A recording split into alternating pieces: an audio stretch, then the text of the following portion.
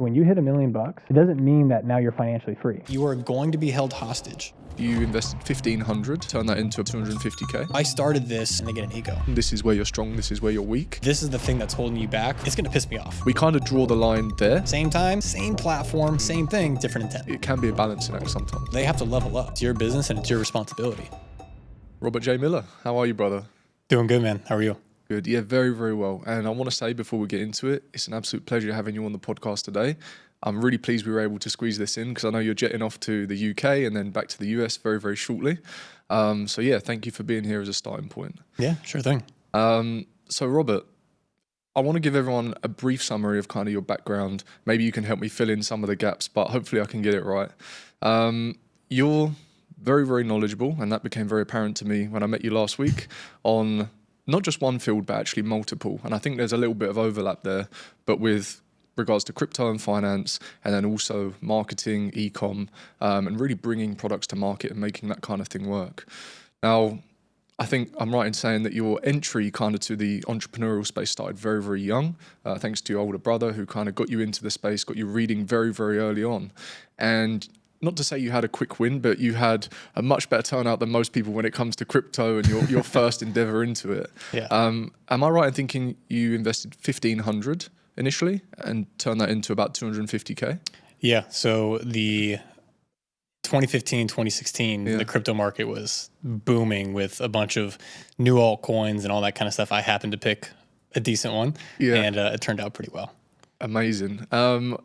You know what? I think most people, including myself, when it comes to crypto, the first time round, it really doesn't often go that way. So props to you for buying at the right time and selling at the right time. I think that's normally what catches most people out.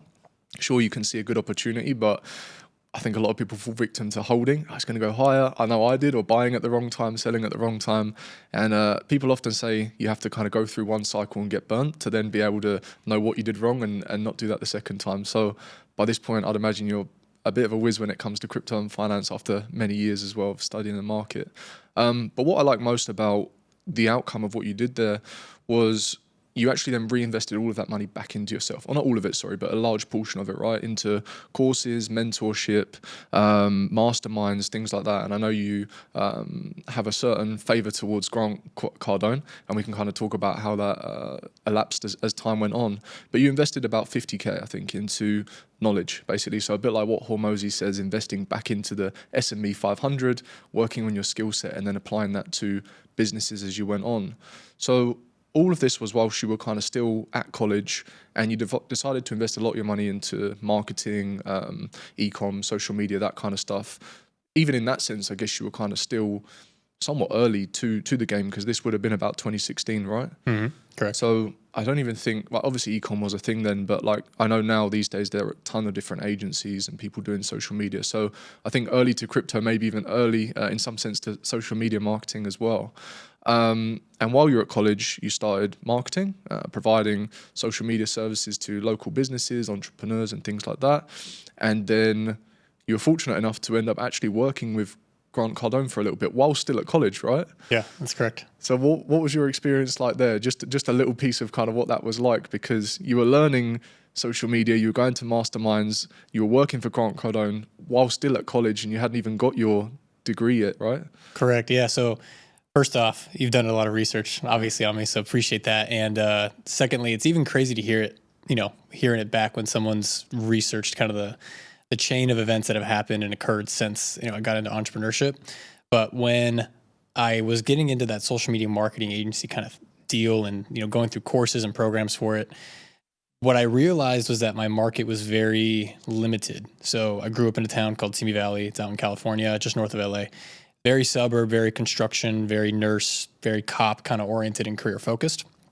And I didn't really see a future in any of that. The only thing that I really saw a future on kind of in that realm was military, because my grandpa was in military. I'm from a bit of a military background.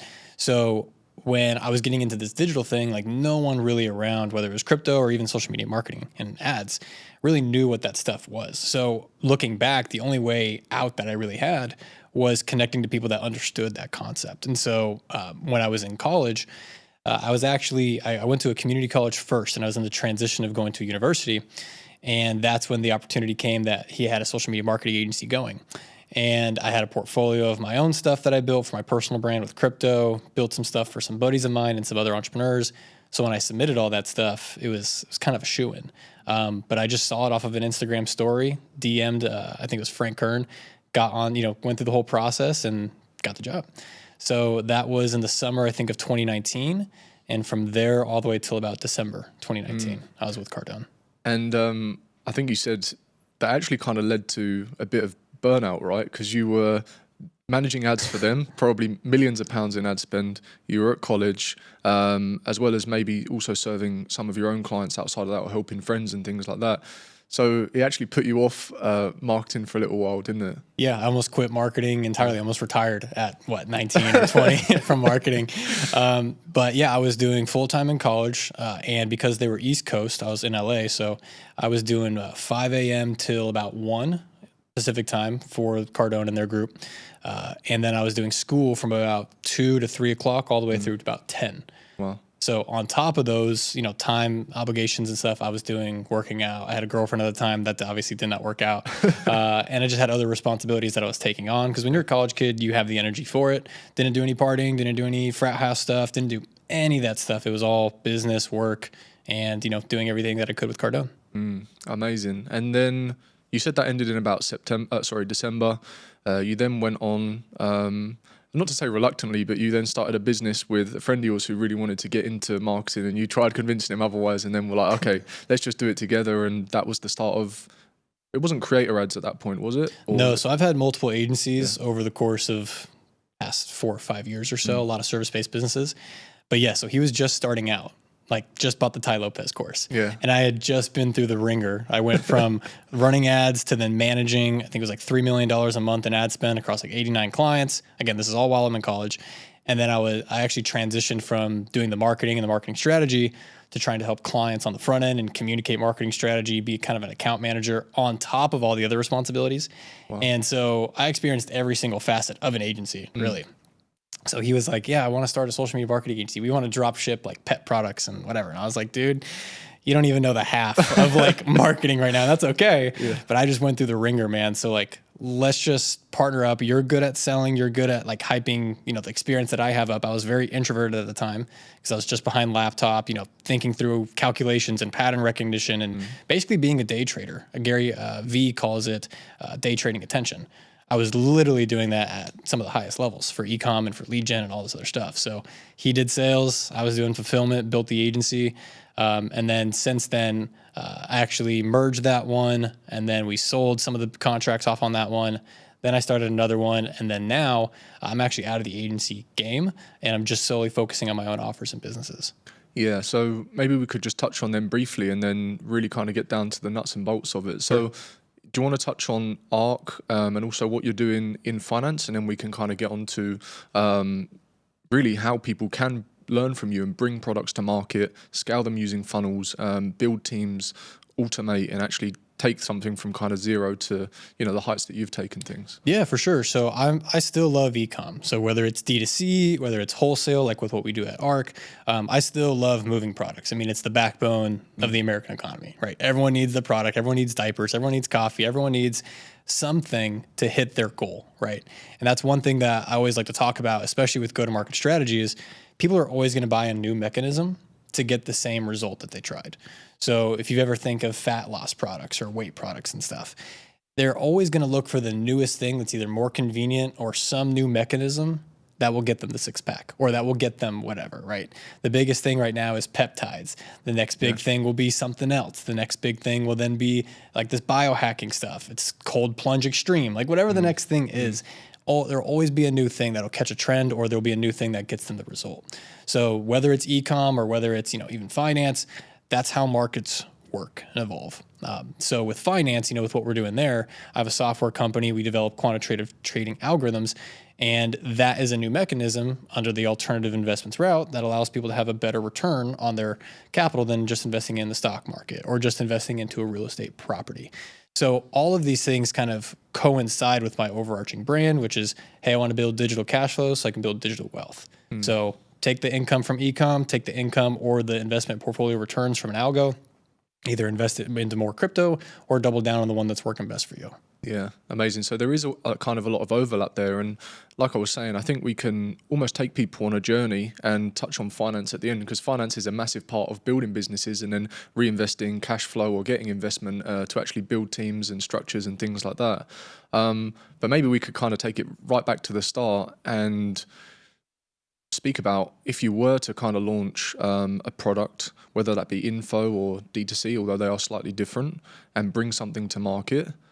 Where would you start? Maybe with like the ICP or target demographic, and truly understanding the wants, needs, or desires and pain point of the person that you're going to market to, really getting into that mind frame of who they are, and then building the product off the back of that, or maybe even the other way around, building the product and then trying to identify the market who it actually serves best. Yeah, for sure. And I think given the current landscape, I think it's even worth mentioning, like, how do political campaigns work? If you really think about it, it applies to e-commerce, it applies to info products, everything that the politicians actually promote, all can get broken down into demographics, avatars, the language that people used when they communicate about their pains, about their wants, their desires. And even if you take it a step further, which I had to do specifically when looking back at my lineage, specifically looking back at things that have worked well and why people believe the way that they believe, is what propaganda have they embodied from prior campaigns that have happened in that market. So if we look at politics, obviously the right side has an agenda, the left side has an agenda, and it's been reinforced over a period of time. So if I was to insert myself into something like that has a big foothold and a big stronghold of hammering your ICP with indoctrination and messaging of a certain type, I have to figure out how I can make mine either align with that or be a different mechanism than that. So when I look at e-commerce specifically, if I look at weight loss, because it's kind of easy for people to recognize it there. If I look at weight loss, people have been pitched keto. People have been pitched V-Shred or whatever that guy's name is. People have been pitched Kino Body. These different ways to achieve the six-pack result without actually having to do a lot of workouts or change their diet rigorously. So if you look in the past, you can kind of see what angles were working with them, and you can choose to either reinforce that and just be better. So pick off where they kind of dropped off and reinforce those beliefs are still possible, or switch the mechanism and that it's better than the prior methods.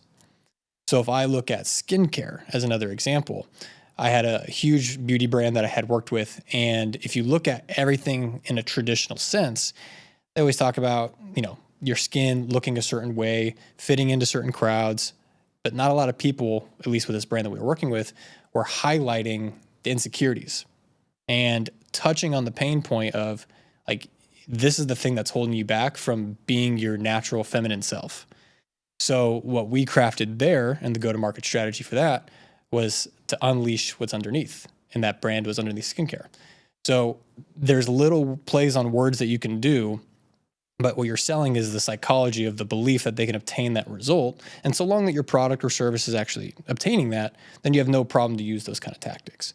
So again, how I look at e-com is it's either reinforcing the old way and it's just a new package, a new design, et cetera, or it's a new mechanism. And the ones that have new mechanisms are the ones that typically go further, because if you just reinforce a prior belief, you're not really changing anything. The market's already there, and the consumer is having to choose between your skincare product and this skincare product. There's not much of a difference. They're really going to look at price. But if it's a new mechanism to get to XYZ, they're willing to try it. And that's what I think a lot of e-com entrepreneurs don't really understand when they're building brand is, like, yes, they tried it, but now you have to continue to reinforce those beliefs that is still possible with your product suite and with your product offering. So the lotion, the skincare, the mascara, whatever, people want to do for their skincare lines, the lifetime value of e-com, the business starts once you get the first purchase. And there's a lot of work that goes into getting that first purchase, but the business starts once that first purchase occurs. Yeah, I think you just dropped a huge amount of value there, especially into kind of the psychology behind it. I've never heard anyone compare it to politics, which I really liked the analogy. Not that I really keep up to date with it as much as I probably should. But yeah, very interesting to see it from that side. And as well, talking about kind of getting that first sale, I think if you haven't done ecom, a lot of people probably don't appreciate the amount of work that kind of goes into doing that. And just to hear that first cha-ching or see that first sale come through after all the marketing efforts is always a really nice feeling. 49% of people use Google to research and buy products. If your e-commerce business isn't using Google Ads in 2024, then you're missing out on a profitable sales channel. And for those of you that are running Google Ads, I guarantee that 99% of you could be generating a greater return on investment. At Profit Driven Marketing, we help e-commerce businesses just like yours scale with Google Ads, increasing revenue and maximizing ROI. Just like we did for our clients, where we achieved results like this, and this, and this within the last 12 months alone. If you want to see how you can scale your e-commerce business, we'll show you your full potential with a free audit and step-by-step 90-day scaling roadmap. See the video description now to learn more. All right, now back to the podcast. But how do we get to that point? How do we get that first sale? So we understand now who we're marketing to. We've got to build the product or the mechanism around that. How do we then apply what we've learned in our market research and what the data is showing into the funnel and start kind of crafting that to then essentially get it out to market and work towards that first sale? Yeah. So with ecom, everything is digital for the most part. If you're talking about marketing campaigns, yes, you can do, brand partnerships, partner up with the gym to carry your product, that kind of stuff, just build some foot presence. But if you're trying to compete in digital, the reason why I brought up politics is because that's who you're competing against. Like the most recent headlines are pretty insane. So how are you going to get that attention when that was a historic moment that just occurred, for at least US politics?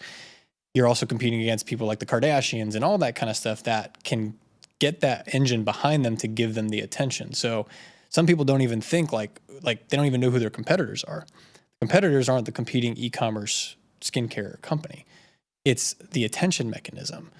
So sometimes orienting your focus to where attention is going, like you said, with brand research or market research, here's what the market's telling us. It's not just incubated in that market of skincare, for example. It can be cross-pollinated with different things, which allows you to create a new creative that goes viral organically, or it allows you to tie that into your mechanism and you get free distribution. So when it comes to how the funnels work, the difference between someone doing a high ticket service offering, which is usually what I do. A lot of people that I've worked with, I've consulted on offers to help scale them to, 7 and 8 figures and that stuff, have mostly looked at it from the high ticket space. So if you guys aren't familiar, people who hit a landing page, they watch some sort of video, they book a call, and there's an over the phone sale, offline conversion event. When someone does that type of mechanism, the iceberg, the tip of the iceberg is the landing page. Everything underneath is your sales processes, all the scripts that you have for each part of the sales process, the objections and mapping your sales argument. So that way, when they occur on the sales call, the sales rep has the proper communication, the right messaging to overcome that. Now, there's obviously basic sales skills, but for the most part, they all fall under 4 main categories. Hey, it's not the right time. I'm not the decision maker. I have the wrong product, or I can't afford it. The price. Those are the 4 main objections. And so when you script out that stuff from a sales perspective over the phone, it's how do I see the real objection behind what they're telling me to actually solve that problem?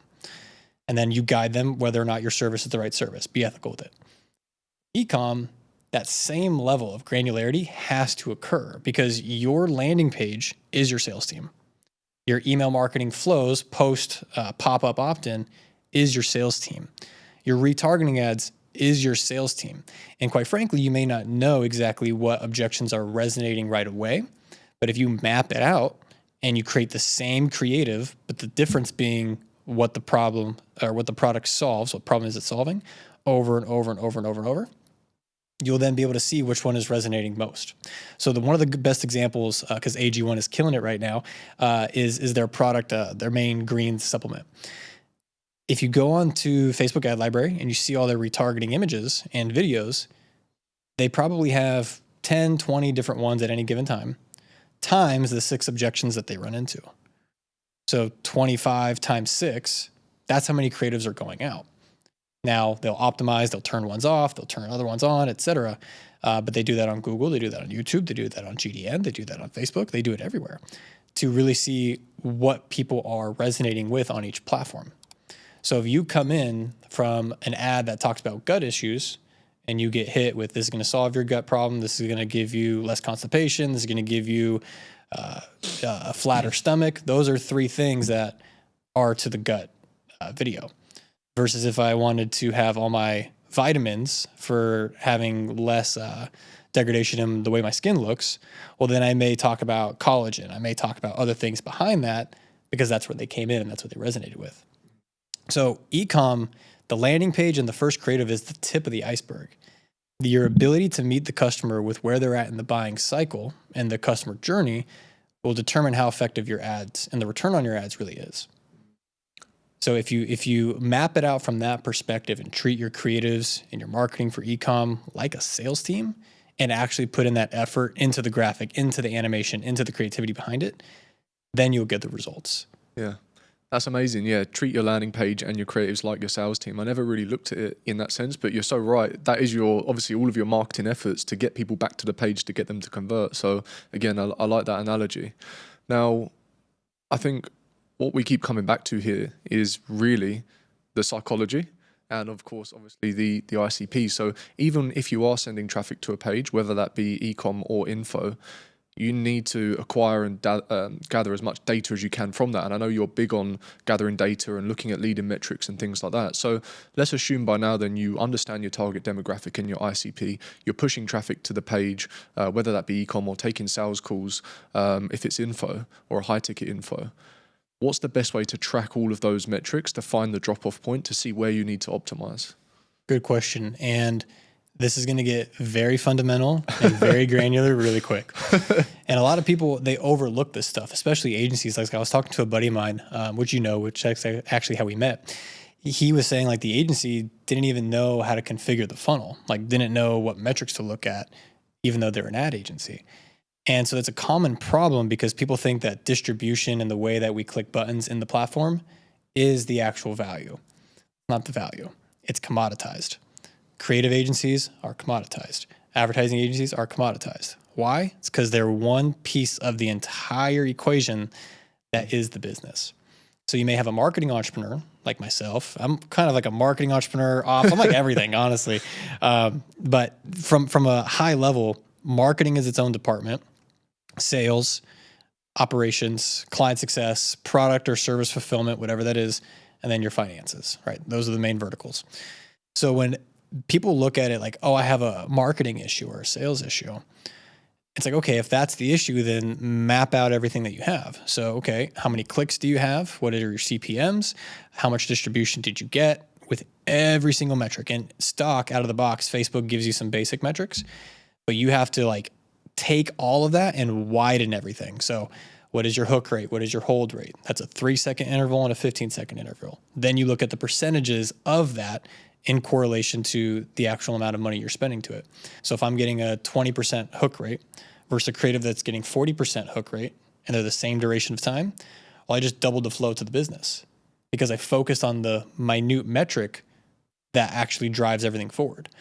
So creative agencies don't look at that a lot of times. Ad agencies don't look at that. And if you're a marketing entrepreneur, an e-com entrepreneur, and you don't know what to call out, you can waste a lot of money really quick. So we extrapolate everything. So when I'm talking, CPMs per ad set, what's actually occurring there. Then we look at the creative, hook, hold, retention rate. Then obviously our click-through rates and the performance of the video, how much 100% video views cost, how much 50% video views cost, 25% video views cost.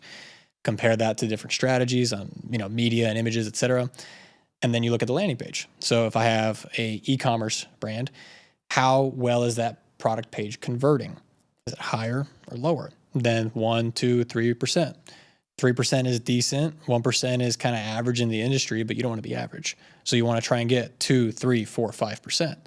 Now you may not get that when you're targeting everyone in the world to go to one page, but that's why you have to have all these different pages that meet people where they're at. And it's a lot of work, right? So the first phase is obviously getting something to work, and then you make these changes. So when you look at, like for a sales funnel, for example, you have to then look at the metrics in percentage correlation to each other. So click to app, click to book, click to show, click to contract, click to, one deal. And you can look at the percentages of how well your marketing is converting from the beginning point all the way to the very end point. So if you do that for ecom, organize all your assets and then see the conversions of that. And when you do that over and over and over, your 2% bump in something makes a big deal. Your 5% bump or your 5% increase in click-through rate because of the format of the email actually matters, and it brings revenue. So first, you got to get a baseline assumption. We do everything through spreadsheets for like the overarching view. With sales processes that are over the phone, it's a bit easier than ecom, I will say, because ecom, everything's digital and there's a lot of click attribution that gets misappropriated and stuff. But if I go through, I have all the data coming from Facebook on my media. I'm then able to take that conversion data and look at my landing page, maybe look at the VSL on there, maybe look at the button conversion on there, how many applications, like those are different softwares a lot of the times, or it's an all-in-one software that tracks all that. And so it spits out data. So it's easy to make those percentage conversions between each step. Whereas with ecom, it's a little bit more granular, and people like to use tools like Triple Whale or any one of these creative analysis tools, but they're not looking at the entire funnel. So a creative may be getting a certain percentage click-through rate and may have the highest ROAS. But is it actually, or is it that gets the most email opt-ins and then your email flow is attributing to it and it's all happening within X amount of time? So what if you increased you're getting great traffic, but what if you increased the open rate by 10%, which then, trickles down. Yeah. So it's just getting very granular with where that customer journey is. Sales processes that are over the phone, you can kind of track that a bit easier. Ecom, you just have to get very granular with your tech stack and also identify like, how am I going to be looking at this data and create a change log? So that way, like, what was I thinking? Similar to how people do trade journals in finance. I mean, we have trading softwares and all that kind of stuff. So the manual way to trade is to have a trading journal. What was I thinking? What made me make that decision? And was I right or wrong? Did the percentage go up? Did my profits go up or did they go down? And was there some anomaly that I didn't consider or factor in? And did I even overthink my trade position? So same thing happens for ecom with each and every single one of these steps in the journey. Yeah, I think it's just being data-driven and logical. But like you mentioned, it's not, well, I can't speak for all agencies. It's not actually that common for them to do data analysis. Like, yes, you can say, we're a data-driven agency, which is what we say. And I like to think that we do it to a degree. We export all of the data from Google or Meta using supermetrics into Sheets, tracking a lot of the metrics that you're talking about. Even then, it can get very complex. And I wouldn't even say we do it to the degree that you're talking about. But for ecom, we certainly do it. And then you can track click-through rate, conversion rate, landing page views, all of these things, and actually start to optimize the full funnel. Whereas a lot of people, when they say I'm a social media marketing advertising agency or a data-driven agency, really what they're referring to is the fact that they just use a platform and optimize based on the data in the platform. But like you said, there's a lot of holes in that data with regards to attribution and tracking, and you're not looking at what's happening on the back end. So if you're advertising on multiple platforms, really you should be looking more of like a cash in, cash out perspective, looking at MER and trying to extrapolate all of that data as best as possible. It's not easy, but as best as possible, and actually analyzing from the full funnel effect of multiple different platforms. Well, and to your point, I don't even think it's the marketing agency's job to do that full in-depth analysis, because a lot of times, at least in my experience, the agency is only going to have X amount of visibility. Now, why is that? A business owner is typically looking to hire an agency because either A, they need to remove that from their plate and they're a wizard with ads and all that kind of stuff and they don't have the time to do it anymore because the business needs other things. Cool. Those types of entrepreneurs will obviously have a higher standard, but they will probably have the insights that a marketing agency is looking for. Versus the person that hasn't run social media before, maybe they just do a bunch of organic and their income's super volatile and they want ads to make it a bit more of a, streamlined, consistent process. The ones that don't have that experience are going to ask the agency to give them all the insights where, like I said, you have marketing, sales, operations, client success, product fulfillment, service, and finance as your verticals. They are responsible for their operations, and operations is the aggregation of data to serve marketing, sales, and in an e-commerce perspective, operations of the product operations, like actually getting inventory moving and that kind of stuff. So if they're missing that operational component, they will continue to rinse through different agencies thinking that the new agency is going to solve their problem, that the next marketing agency needs to have better creatives or whatever the case is. And it's a constant loop that you find e-com entrepreneurs in, so they have to level up. Like if you're an e-com entrepreneur, you got to level up and not expect so much from the agency because it's your business and it's your responsibility. You have to understand ops and finance more and more. So for example, one of the brands I was telling you about, we scaled them from, they had done about $1 million in the past 12 months. And they came to us and they said, hey, we want to scale this out, blah, blah, blah, blah, blah. And we had a rev share deal with them along with retainer. We scaled them out. We went from 1 million to 5.2 million within 7 months working with them. We did our financial mapping from our perspective as to why we would even do a rev share deal in the first place. What assumptions must be true? Are we above or below those KPIs? Because we have a rev share, right? So we have that interest to look at it from our perspective. And you got to be careful who you're working with, because if they're not transparent in that, you can miss out on a lot of money. So what we did, we scaled them up to 5.2 and we said, hey, our rev share per our agreement is about 187 grand here. We've already had our base retainer for 7 months, but we understand the first quarter, you may not be able to get that because you got to reinvest. Like I totally get that. But let's start making some payments here because this is what, we're owed. We just 5x'd your business in 7 months instead of $1 million in a year. Like, let's get some money. And they were unable to fulfill on the contract. So we lost 187 grand. We fired them as a client, said, hey, we can't work with you that way. And what we came to find out was, one, their negotiations with their suppliers were dog shit, like absolute trash, meaning that their accounts payable was 7 days. And when you think about that, if you're not familiar with what accounts payable is and everything for e-com, your whole job and the whole success of an e-commerce business is driven on the negotiation with your supplier. If I can have a net 30 term, meaning if they will ship out products on the first day of the month, I can pay them the next first of the month. I have 30 days for any product that is being shipped out here to then pay off that inventory. So suppliers run on that type of basis to give you as the entrepreneur, as the marketer, as the sales guy, whatever, the time to collect the money for that. So if you interrupt that cycle and you bring your accounts payable to 7 days, like this particular client, every Friday she was sending them money via Zelle, not on a credit card either, like just cash in, cash out. That eats away at the potential of not only the returns that we're making on the ad spend side because you're sending out money too quick, but number two, you're not getting enough leverage with your suppliers, because if you buy in bulk, you obviously bring those costs down.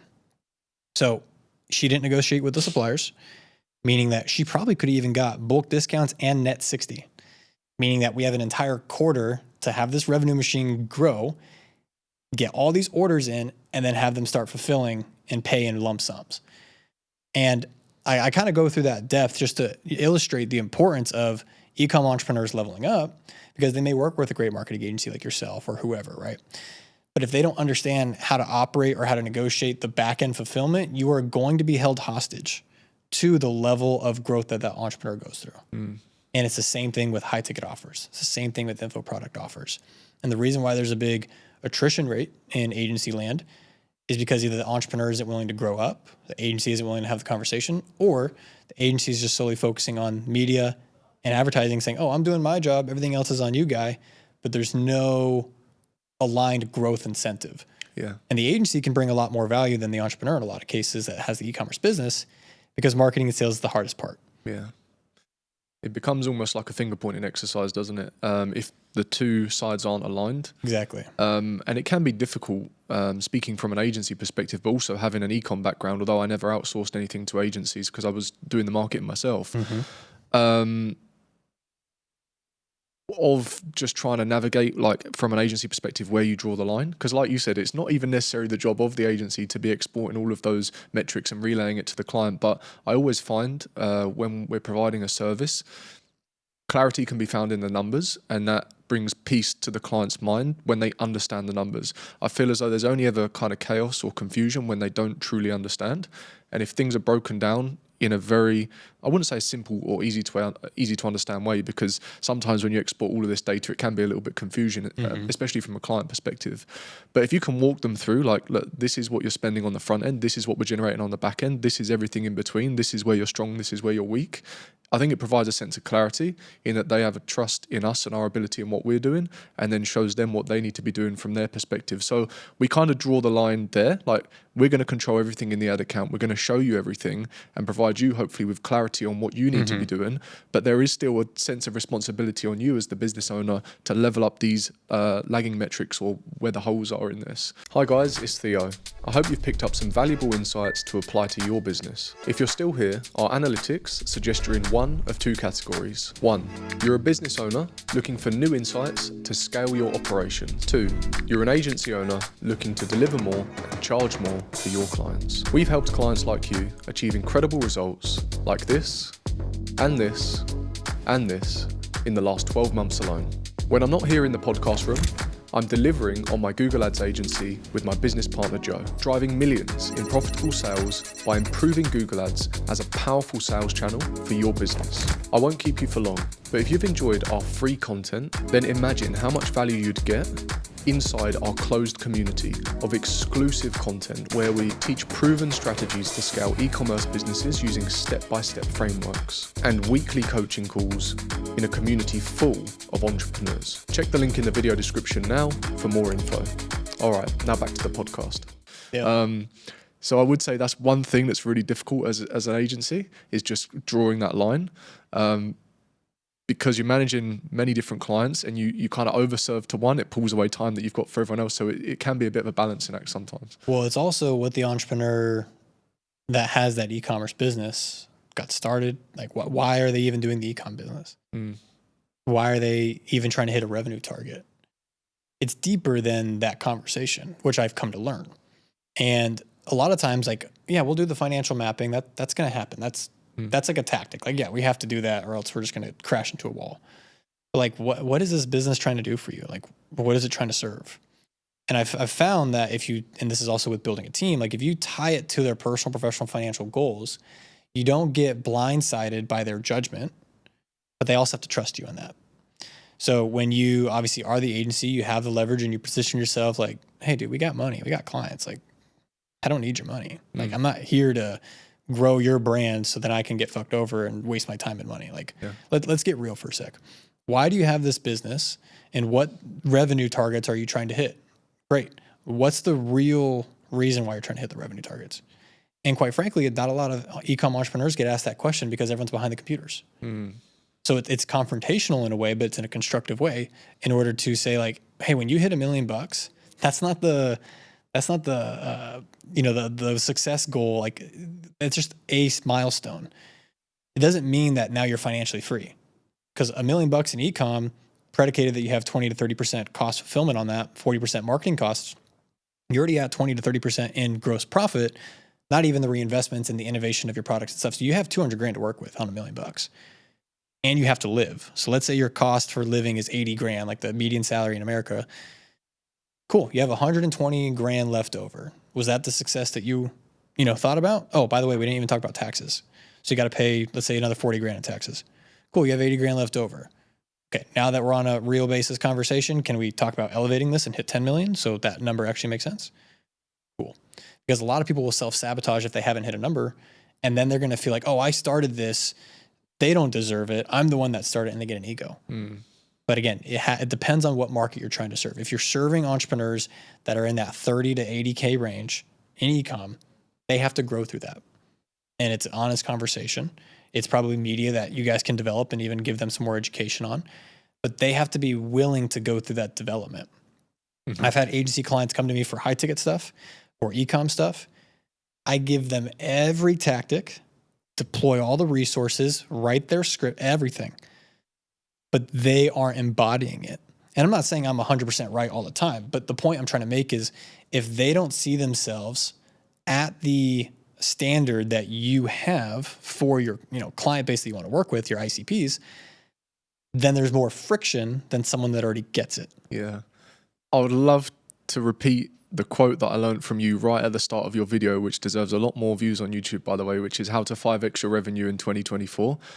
The very first slide, you repeated a quote, which I've since watching that video repeated multiple times already. And it's about positive and negative thoughts. Do you recall the quote? Yeah. Whether you think that it's going to, actually occur, or whether you think that it's not going to occur, you're right. So you have to check your mindset before making any investment or any initiative-based decision. Yeah. And I wrote that quote down, and I have like a Notion doc of just quotes that I like and who said it. And I don't even know if that's something that you've found somewhere else or that you're repeating, but I really, really like it, and it resonates with me. And I think it speaks a little bit to what you were just saying there. Like, you could give someone absolutely everything, but based on what their perceived thought is on that as to whether or not it will work and whether or not they actually go through with it and test it and rely on the data, could massively implicate how well it's going to kind of work out, right? If they're reading that script but they don't have conviction in it, it's probably not going to work, So I think that's such an important thing, and it's something I'm really trying to work on at the moment, is really training my mind and just remove any kind of inch of doubt or even just negative thought, and just being very mindful of any time that anything like that even starts to come into my head, just to kind of push it away and be very careful how I say things and speak of myself, even in my thoughts. So it's something that I've kind of been working on anyway, but that was also a nice reminder for me. I just wanted to add that in there because one, plug in your YouTube channel because the video is great. Thanks. And I liked how you started with mindset rather than just going straight in, because I think it's also really important. I'm going to segue a little bit, if you don't mind, because I think we've kind of gone deep on the analytical side of things, which I think is great. Every ecom business needs to understand that, and I think it's something often overlooked, is finances, because that can make and break your business.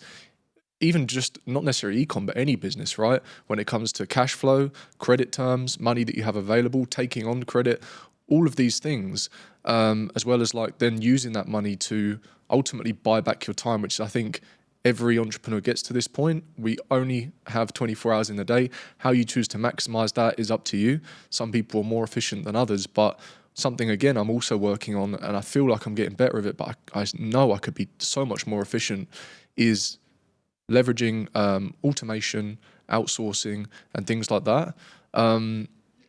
What are your thoughts on that, and what's maybe the best way to go about it? It doesn't even necessarily have to be just ecom, but when it comes to trying to automate parts of your business, how do you best decide what things you should be doing, where to start automating, and where to start outsourcing? And like, how do you know when's the right time to do that? Yeah, for sure. So it's a very important part of business in today's world. I call it the modern way of doing business. You got to have a designed lifestyle as to how you want to live, what things you actually accept to be true. So similar to the thoughts and beliefs that you have. First, start with, what do you believe to be true and what do you believe to be possible? Do you feel like you have to grind 20 hours a day? If you believe that, then you will do that. I'm not saying go 4-hour work week, because I love to work, but what's the magnitude of the impact of the work? So first, start with the designed lifestyle that you want. Your ticket out, your freedom, is digital leverage. How can you have one thing do 90,000 other things that you don't have to do? Interesting. You have to apply that to your business, but there's a lot of growth associated to that. So a lot of times, I'm not even the best at doing the team building side. I have a big team, but there's companies with thousands of employees, and like, I'm not there yet. I'm a small fish, right? But the way that I've gotten to where I've gotten is specifically focusing on digital leverage. Because there are sayings out there now, especially with this whole AI boom, that there will be billion-dollar companies with one person. But why? It's not because the learning language model is that great. It's not because that the hardware is so special. It's not because any of that. It's because once AI becomes integrated into workflows and automations, the problem solving and the technical gap will be filled. Once that technical gap is filled, it'll make it very easy and streamlined to be able to do those functions how they need to be done. And depending on the software stack that you're using, if they adopt the AI, they can build better bridges. So what I mean by that is, when you have digital leverage, if I click a button in my CRM and it drags from point A to point B in a pipeline, what occurs when that happens? Am I getting the data points pushed out? Am I getting the contract sent out? How much time do sales reps spend on actually sending out contracts? A shit ton. So it's either an automation issue or you haven't productized the service enough.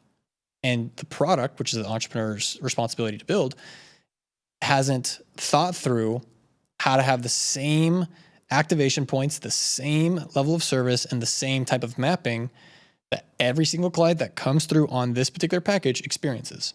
The custom ones are a little bit different, especially if it's a bigger client. But if you can have a productized service, then that means that you can productize your automation to send out a productized service contract to then have all the other things occur on your behalf. Reminders, follow-ups. And then the sales rep obviously still has the human element to it. But sales reps just want to sell. They don't want to do admin shit. So if I can eliminate 99.999% and just say, hey, drag the button here and click this button to do the administrative functions that it would have taken either an assistant to do, would have taken multiple hours, or compounded definitely multiple hours a week for the sales reps to do. If I eliminate that with just better thinking, then I just created the time disparity and I get the time back. And if I do that and it impacts 10 salespeople and it was 2 hours a week, well, I just got 20 hours back from an hour of thinking of how does this get done. And now they can spend 20 hours more closing deals. Yeah. So it's those constraints is what digital leverage is supposed to solve. So how can one thing multiply and impact 10 or 15 other functions down the road? And where a lot of people stop with this, sales call comes in, creates an automated deal in the pipeline. Cool. That's an automation. Cool. Hey, I just sent out the contract. Cool.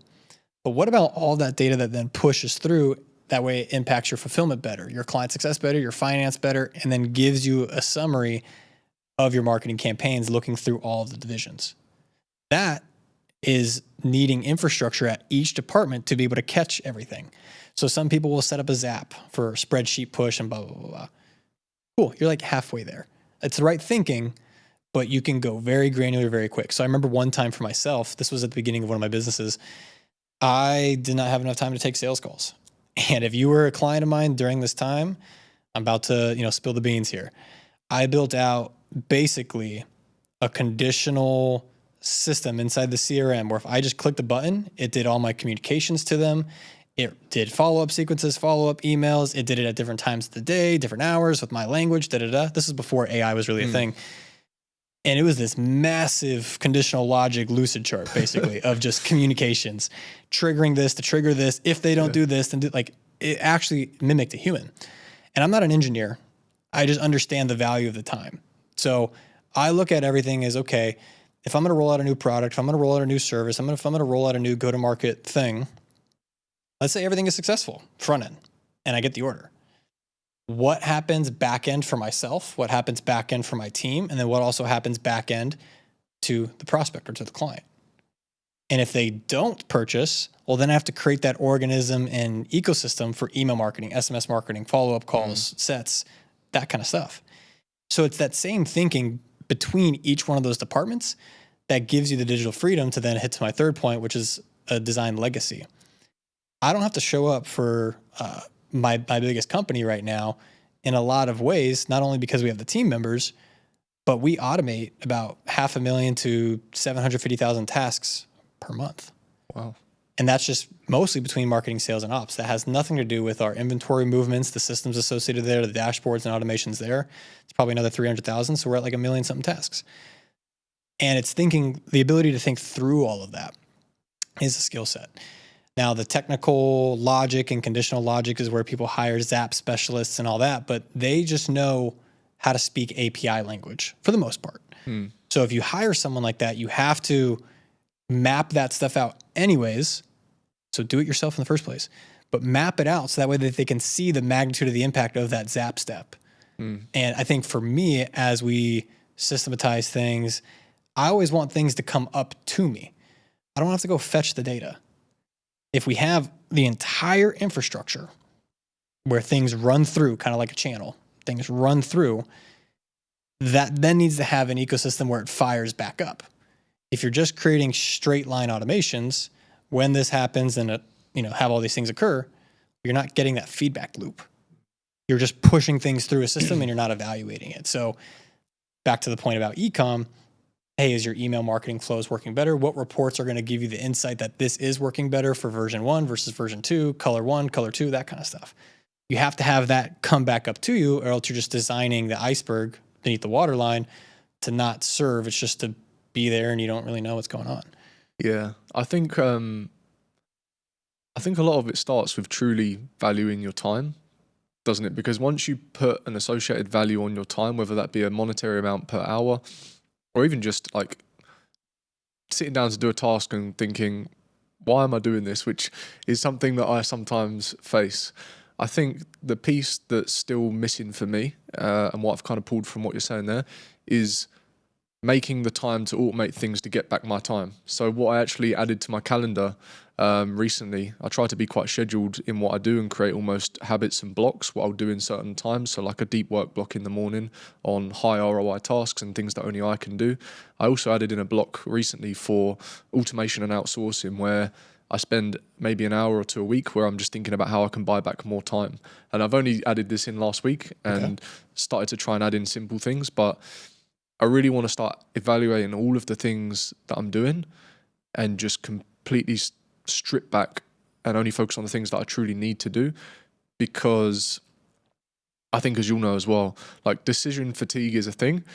And also just like, I don't even want to be having to think about these tasks. I just want to automate them or outsource them where possible and have that feedback loop, like you're saying, to say, this happened, this has been done, and this was the outcome. That's all I want to be seeing is the numbers. For sure. And a lot of times if you're the individual contributor or the startup entrepreneur, you may have had a prior job and you're like, these executives don't do any work, right? They're like, my boss, he's an asshole. He doesn't do anything. He just tells me what to do. Now, some, bosses can be like that. And quite frankly, I can be very direct as well. So I'm sure I get some of that from time to time. But the reality is decision fatigue is real. And every minute second, every minute period of time or increment of time has to have an ROI. And so you're going to piss off a lot of people overall if you say, no, like I'm not going to go hang out at the bar or whatever. Like I don't drink, I don't do any of that kind of stuff. Don't party. I mean, I'll go have good times every once in a while, but the ROI of that activity needs to be adding to my mental health or social health and that kind of stuff, not for the sake of escaping a reality. Mm-hmm. So those pieces of time I look at as bite-sized increments of value. So what I did in the very beginning to help me understand is, the value of my time was lifetime gross profit to me, or lifetime gross income. Sure, you may go make $1 million with the agency. Like we talked about earlier, if you're left with 20% margins, $200,000, how much of that are you really taking home? Cool. So $700,000 in costs, $100,000 to you, whatever, right? Whatever the margins are. Like, okay, if I work a full year and I make $100,000, obviously the way that I'm thinking right now, and there's foundational years for sure, but once that's built, okay, there's ways that I'm thinking right now that aren't configured appropriately to see the bigger picture as to what I can do. So how do I retrain my thinking to give me a different outcome on an every 15-minute basis or an every hour basis? What reports and data would I need to have in front of me to monitor in order to actually understand the frequency of where we're going? I'll give you an example. Grant Cardone, when I was working there, massive sales floor, multiple offers, multiple businesses, multiple streams. So I learned how to build a portfolio company, modeling some of the things that he was doing. But the main thing is he gets a report every 15 minutes in each department on the key indicators, every 15 minutes. Wow. So if I have an entire sales floor, I want to know how many dials are going out, how many connects are happening, how many sets or how many purchases are occurring every 15 minutes to monitor my sales guys. In front of that is the marketing. Can that flow essentially not capitulate or not cannibalize itself? Am I getting enough flow for the sales team, or do I need to dial back marketing so these guys can catch up? And it's a teeter-tottering effect. And so, for me personally, I had to look at my time every 15 minutes. So I had a spreadsheet. This was an exercise with Dan Martell. Buy Back Your Time is his book. I think it's a fantastic book. Everyone should read it. And you look at what are you doing every single 15 minutes. And I'm talking about like once you wake up, 15 minutes, bathroom piss, whatever, that kind of stuff, down to, hey, I was on social media for 7 minutes. Then I was on this for 4. I was just scrolling through and doing whatever.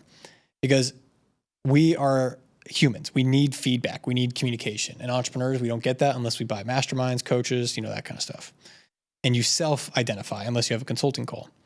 So if you can self-identify your feedback loops to be every 15 minutes and be like, dude, I was on social media when I woke up for the first 15 minutes of the day. if I see that enough and that's a habit I'm trying to break, it's going to piss me off. Like if I'm constantly being told that I'm on social media, or I'm constantly being told that I'm doing X, Y, Z, which I told myself I wouldn't do, it should piss you off to a point where then you get more confidence because you tackled that win. And the way we rate it is, a single $sign, 2, 3, 4, just like Yelp or whatever we use out here in Dubai, as to indicate what's the value of that task. Me on social media for 15 minutes, probably a low value task. Me analyzing social media ads of competitors, probably a 3 out of 4 on the $sign thing. A higher valuable task, same time, same platform, same thing, different intent. Mm-hmm. So you look at that on a minute level every 15 minutes. That's what I did for myself. The second thing is, which I would recommend to any entrepreneur that's reading this, especially if you're not an ops guy and you're not a finance person and you don't understand the importance of dashboards or how to execute on them. Don't worry. I didn't understand it in the beginning either. Didn't really think through it all. Is The Road Less Stupid.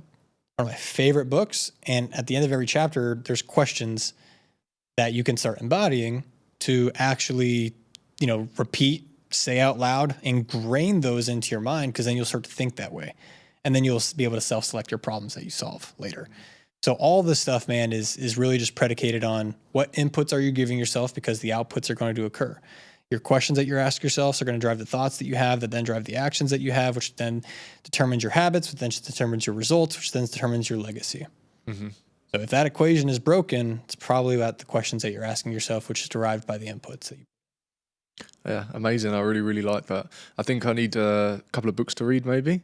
And also, I think one thing that can be difficult amongst all of the work that you're doing in general as an entrepreneur, and I guess in some ways, I don't want to say limited time that you have, but there's a finite amount of it, is also then adding into the mix of that what you're talking about, which is self-analyzing yourself and then improving yourself, which I guess at its core is the most important thing because you're operating the business. But I think it's often something that's overlooked. If I'm thinking about my own day, and something I'm trying to make more time for is just to think, just to sit on the balcony, no agenda, before I start my day or halfway through my day, to just stop and think.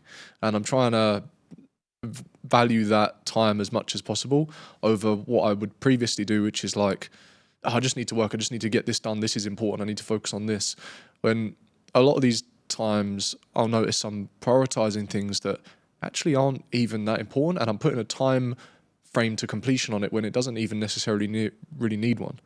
So something I'm really trying to work on myself is mindset, removing any kind of negative thoughts, but also, I guess, self-analyzing more and making sure that I really do just focus on the higher ROI tasks. Saying that is one thing, but really, like what you're saying, analyzing my day and thinking like, yeah, I'm kind of lying to myself. There's all these things I'm doing which aren't higher ROI tasks. So how can I eliminate them to buy back my time? And I think that will really be the shift in my business and the things that I'm doing. Yeah, is I know undoubtedly I'm wasting time in areas and I'm not as efficient as I could be. So for sure, I'd like to work on that.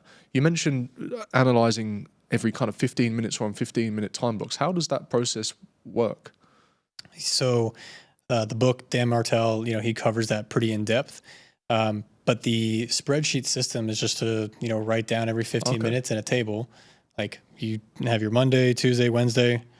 When you wake up, put in what happened on your first 15 minutes, enter a cell, enter in the next cell. And you literally just list out all your tasks.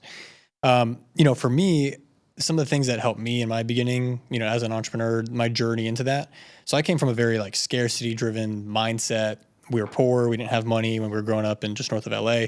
So everything was fear based. So two things occur when you kind of have that upbringing. One, you naturally put more stuff on your plate if you're trying to get out because you don't believe in outsourcing and that anyone's going to come save you, which is a good, healthy side of it. The second thing that builds is the ability to put more stuff on your plate and to handle more stress and to handle more of it. It's actually something that I believe in for my companies is, hey, give the busiest person in the room more work to do because it's going to force them not only to get it done, but they're going to have to think differently. So you're actually helping them grow by stressing them the fuck out. And I mean that by stress creates diamonds, pressure creates diamonds, or they'll snowflake out. So when I retired from marketing, when I was at Cardon's agency, I had so much shit on my plate. Yeah. But when I revisited that type of growth in my life and what I needed to change, I needed to build leverage. needed to build digital leverage, needed to build SOPs, processes, documents, overview videos, et cetera, to get everything out of my head onto paper so I can delegate it, train it, et cetera, and hold people to a standard of what I know success looks like in my relative, few years of doing all this. So the books that helped me, like I was mentioning, was, that stuff. I had to reprogram myself by reading As a Man Thinketh by James Allen. As you think, so you become. It's basically the premise of the book, but it's more of a philosophical approach. Second one was Beyond Positive Thinking by Dr. Robert B. Anthony. I think it's a book that every entrepreneur should read, regardless of, if you think you have a positive mindset or not. A lot of books in the positive mindset kind of stuff are rah-rah. They're like, just manifest, believe, da-da-da. This is very tactical. And for logical entrepreneurs, people that are data-driven, it's like, no, I get it. Help me actually execute on that. Don't just tell me to manifest and that it's going to come from the ether of whatever. Like, I can't rely on that. I got to build that skill set myself. So the same thing with every 15 minutes, it's a discipline, just like the gym, just like your health, et cetera. But I will say that one thing that helped me was I hired a performance coach. And that performance coach is simply an accountability coach for, CEOs and founders. He was the top, person in our space. He worked with Ty Lopez, Sam Ovens, all the top guys. So I was like, all right, if it worked for them and they experienced it at a level that I haven't yet, let me see what he's got. And one of the best things I got out of it, I'll never forget it, is that the fastest way to make a Ferrari go faster is just to take whatever's out of the frunk, reduce the weight, reduce the cognitive load. So we actually scheduled every Friday thinking time, cleared the entire day, and just let that be thinking. In the beginning, it was freaking weird. Yeah. Because my mind races, and I'm sure yours does as well as an entrepreneur, of what tactical things need to be done. But then when you can visualize and see what the stimulus is and where that came from, you can start identifying patterns. And it's a self-exercise because every business is different. But if you can identify the patterns that your thinking is having and either turn those patterns off or change the way you were thinking about them, that starts to build that neuroplasticity to not be so rigid and fixated in how you're currently viewing your problems. So that for me gave me the space to then also look inward as to what was really occurring. I didn't really believe in energy chakras. I didn't believe in any of that kind of stuff. I didn't go down that route until later. But I first had to see, where is this energy coming from? Where is this thought coming from? Is it a actual rooted issue? Is it my ego saying a team member's not doing something right?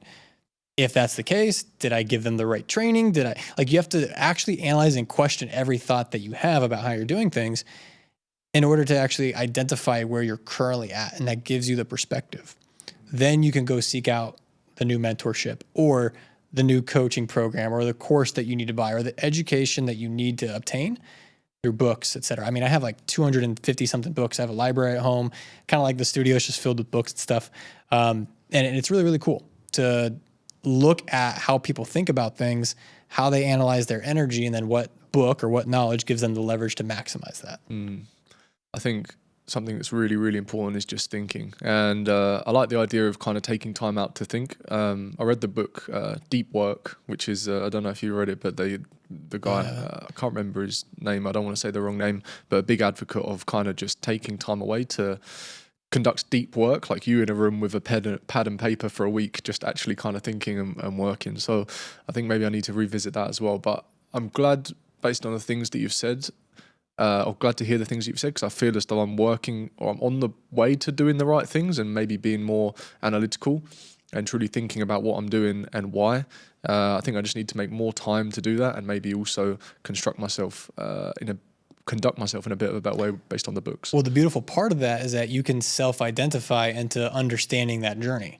A lot of entrepreneurs, there's a lot more depth to entrepreneurs than people actually give them credit for. They'll ask them kind of bullshit questions like, what was the one thing that you did that changed your life? That kind of shit. And that's a surface level question. And you're not asking those, which is great. But what I'm saying is entrepreneurs can then identify through other entrepreneurs what things that they need to change or grow through, et cetera, by simply understanding what questions to ask. And the quality of your questions is going to determine the quality of your answers, which determines the quality of your results. So if you don't ask good questions to either try and gain perspective, or if you don't ask good questions to try and solve a problem, if it is tactical, then you're not going to get the answer. So it does start with that inner working, the feeling of how that question came up. What's the question? So it's actually a very high ROI task, kind of like content. Yeah. Content is a high ROI task, even though sometimes if you love content, you feel like you're just fucking around a little bit. Yeah, but you're not. For sure. No, I really, really appreciate that, and appreciate the feedback as well. Wow, I think we covered a lot in this podcast, even in just an hour. So an intro to yourself, your background, why you're here, and how you're so qualified in what you do. How people could maybe bring a product or an info product to market, starting with mindset and market research and the psychology into, the product and the people that product serves. To then kind of building the funnel, analyzing the data, understanding finances, and then a big portion at the end on mindset. So, Robert, I think we covered a huge amount there. Thank you very much for coming on. Really, really appreciate it. Honestly, even I've pulled a lot from this. So thank you, and I'm sure the audience will as well. Where can people find you, Robert? And if they want to, I don't know that you necessarily do like mentorship and coaching and things like that, but if people want to find out more about you and the services that you provide, where can they go to find that sort of thing? Yeah, so you guys can go visit me on Instagram, the Robert J. Miller, on my website, therobertjmiller.com as well. And mostly I do everything through my Instagram. So if you want to get connected to coaching, we have a coaching program with the Modern Way Coaching. Okay. We do have, other offers as well. I do actually take on mostly private clients, but that kind of wavers depending on what's currently on my plate. We're in the middle of a launch right now for some other things. So I've actually denied some applications of putting them on a wait list. But when that opens back up, I'm sure we'll be able to, help a lot of people with that. Yeah.